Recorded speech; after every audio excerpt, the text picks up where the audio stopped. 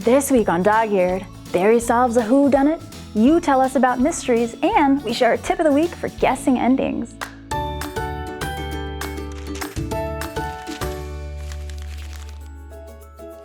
Welcome to Dog-Eared, everyone.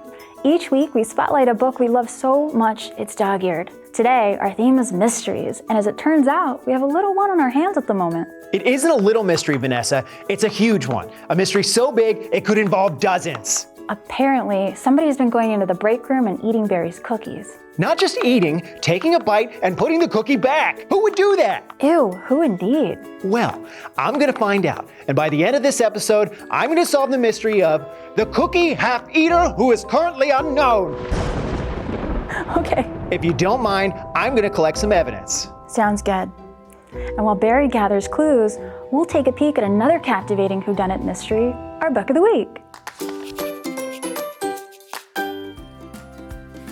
Our dog-eared book of the week is Basil and the Lost Colony, written by Eve Titus. It's a classic book written in the time before cell phones, computers, and GPS systems. Yeah, that used to be a thing. Our protagonist is a Sherlockian detective mouse named Basil. Yes, there will be anthropomorphization. This little globetrotter plays the flute and he likes brie. Set in London, England, the story starts as all good mysteries do, with a clue. What is this Turkish arrow? Why does the dubious Professor Ratigan want to find it? And will it lead them to the fabled lost colony? Basil scampers off to Switzerland up the mouse version of Mount Everest to solve the mystery.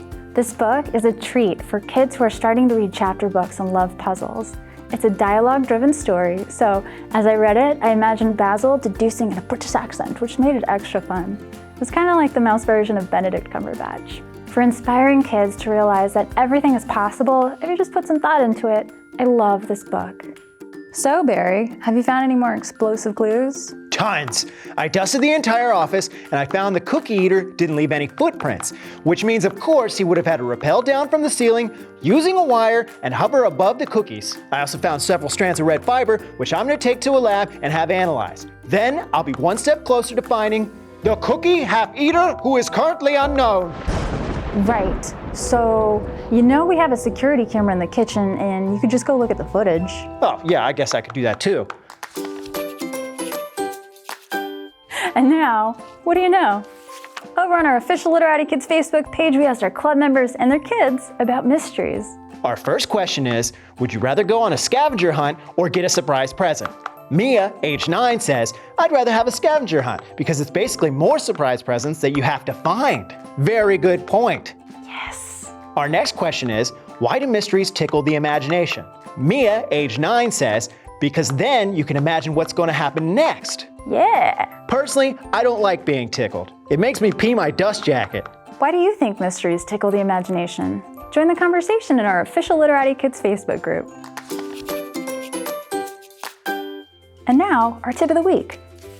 A great way to keep your child engaged during a story is to pause and ask them how they think it's going to end. Will the prince redeem himself? Will he? Will they discover a new planet? Will they? Or, in the case of our book of the week, will they find the lost colony? Questions like these not only make your child think critically and encourage their imagination, but it also builds anticipation and excitement for the story. And the more that your child appreciates the journey of the stories, the more likely they are to seek out new ones to enjoy. All right, Vanessa, I've got the security footage and I'm ready to discover who this cookie eater is. Oh my gosh, I'm on the edge of my seat. Roll the tape. I see. Barry, that's you. You're sleepwalking. Huh, guess I am. Well, it looks like we solved the mystery of the cookie half-eater who is currently known. You don't have to be dramatic, they're just cookies. Thank you for watching this episode of Dog-Eared. If you like this book, check out our kids' book club at literati.com.